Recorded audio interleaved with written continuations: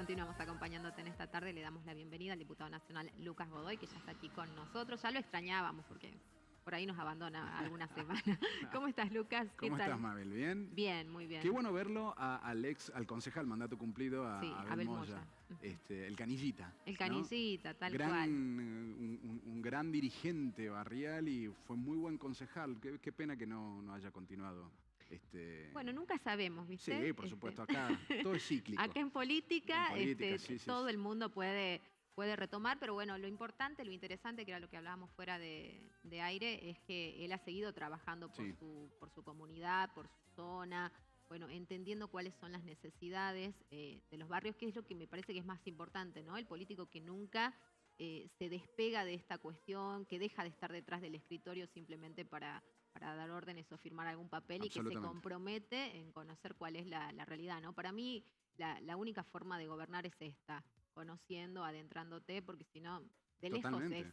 No, si no tenés una visión muy acotada, muy sino de sesgada. conocer los problemas y la forma de resolver esos problemas, que tampoco puede venir desde una iluminación propia, pensar que uno tiene las respuestas a todo. Me parece que tiene que ver con un mecanismo de diálogo y de escucha para ver, bueno, cómo resolvemos estos temas. Pero si no hay una percepción de la realidad, es muy difícil y suele suceder eso, donde por ahí quienes ostentan un cargo que siempre es cíclico, es circunstancial, digo, cuando se entienda eso, por ahí van a cambiar muchas cosas, debe tener esa característica, escuchar, conocer y buscar mecanismos de solución a ese problema, sin pensar que uno ya se las sabe todas, ¿no? Sí, Porque claro. por ahí está, y bueno, además tener la capacidad de cuando se escucha, buscar mecanismos a la solución, porque si yo escucho para no hacer nada, bueno, tampoco sirve Bueno, de mucho, ¿no? me llamaba mucho la atención que siempre lo mencionamos, que legislativamente nos enterábamos a veces, incluso acá en la provincia, ¿no? De proyectos que se abordaban y nunca se convocaba a las partes. Y vos decís, ¿cómo puedo hacer un proyecto que va a cambiarle la vida supuestamente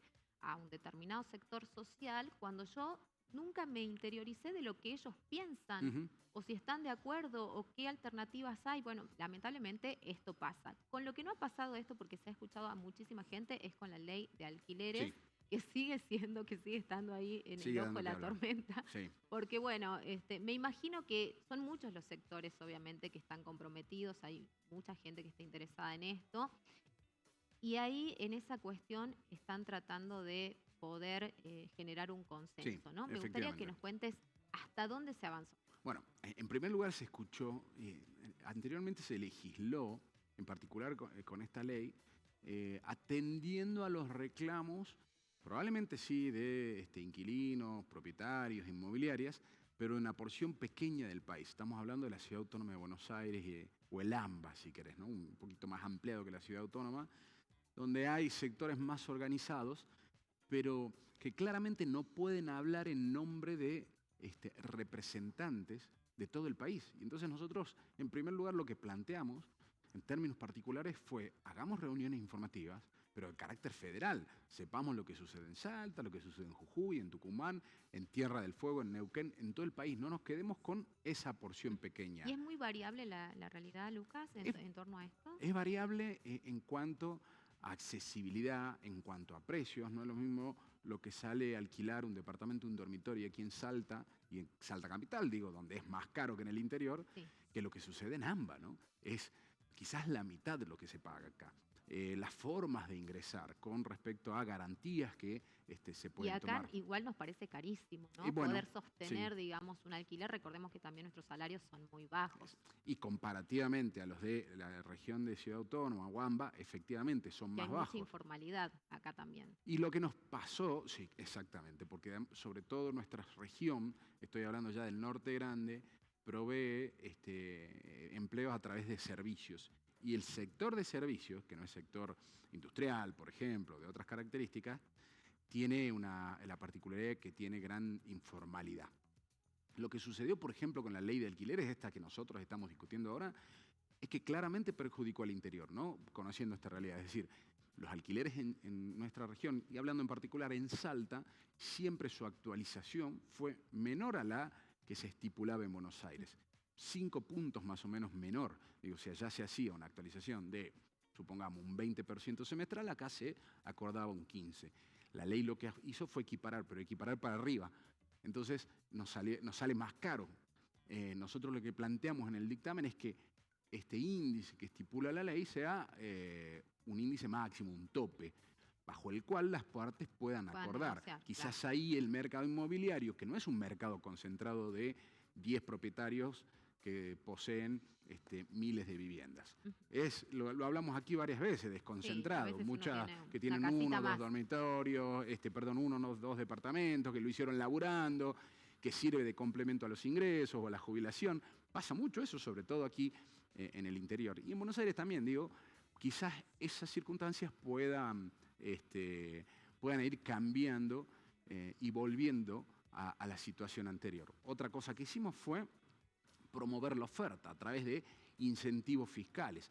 Sostuvimos en el dictamen los avances que había logrado la ley en cuanto a derechos, los inquilinos, en cuanto a 3 años de antigüedad, porque digo, cambiar también cada 2 años es complejo, es caro, tenés que mudarte de nuevo, tenés que Sí, la pagar. gente es rehén, ¿no? De estas cuestiones. Ayer justamente alguien me decía, mira, me quiero mudar, pero realmente es muy caro, tengo que pensar en un montón de gastos extras, estoy pagando muchísimo de alquiler, pero bueno, Exacto. más o menos me tengo que quedar porque si no, entre Todo depósito, eso suma un montón de mudanza, plata. el mes de Ujú. ingreso, pagarle a la inmobiliaria, bueno, es un montón. Es un montón. Bueno, lo que nosotros planteamos es incentivos para que haya más ofertas, incentivos a los propietarios en cuanto a impuestos a bienes personales, respecto del monotributo y otros regímenes de promoción similares a la construcción, pero para que se incluyan inmuebles usados para vivienda, para casa habitación.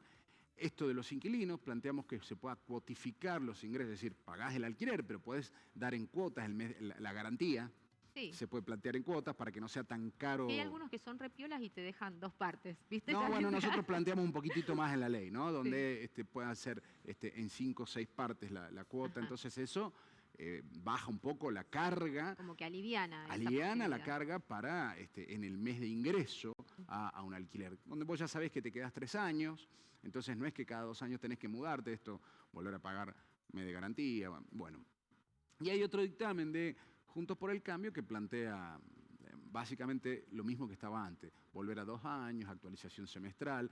Vamos a ver si podemos ponernos de acuerdo en lograr sostener los derechos de los inquilinos, pero también escuchar a la parte de propietarios, incentivando qué cosa principalmente, que aumente la oferta de alquileres, porque si Ujú. aumenta la oferta de alquileres, bajan los precios o no aumentan tanto, digamos, Claro. se sostienen los Yo digo, precios. hay mucha gente que tiene su única vivienda que podría estar alquilada y la tienen guardadita, ¿no? Porque no están conformes o no sienten También, las garantías o también sienten que quizás elevar el alquiler o poner un valor por el cual ellos creen que realmente sale su propiedad también sería negativo y no se les abonaría tiempo o entrarían en un círculo vicioso. ¿Viste? sí, sí, Son sí. muchas las cuestiones Son que se muchas las evalúan. cuestiones.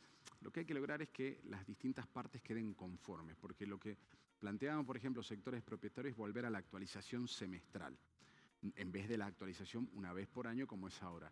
¿Qué hicimos nosotros? Compensamos con incentivos fiscales a aquellos que cumplan con la ley, es decir, que hagan los contratos y los inscriban como corresponden. Entonces, si uno hace el cálculo de lo que ganaría el propietario y saldría del bolsillo del inquilino de actualización semestral, cuando hacemos compensaciones fiscales, o cuando hacemos incentivos fiscales, lo que hacemos es compensar, que no pierde el propietario, que no pierde el inquilino, que en definitiva el Estado, al dar incentivos, es decir, es un costo fiscal, el Estado deja de percibir dinero, pueda acomodar ese mercado inmobiliario.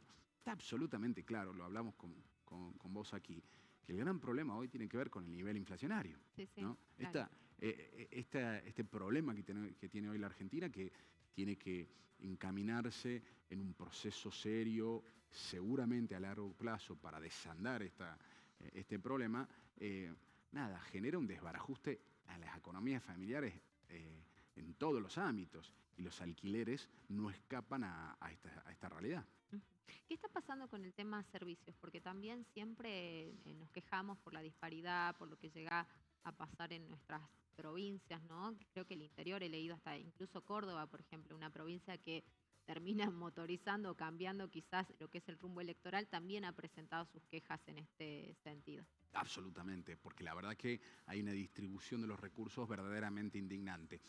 Hasta el año 2017, 2018, la distribución de, por ejemplo, lo que tiene que ver con el subsidio al transporte, es decir, colectivos, básicamente colectivos, era una proporción de 60% para la región del AMBA, 40% para el interior.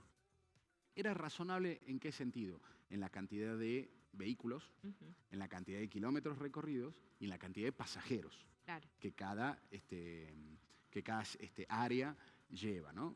Entonces, 60-40 es una distribución bastante razonable. Nosotros tuvimos una reunión allá en la Cámara de Diputados de la Nación con representantes de las empresas de transporte.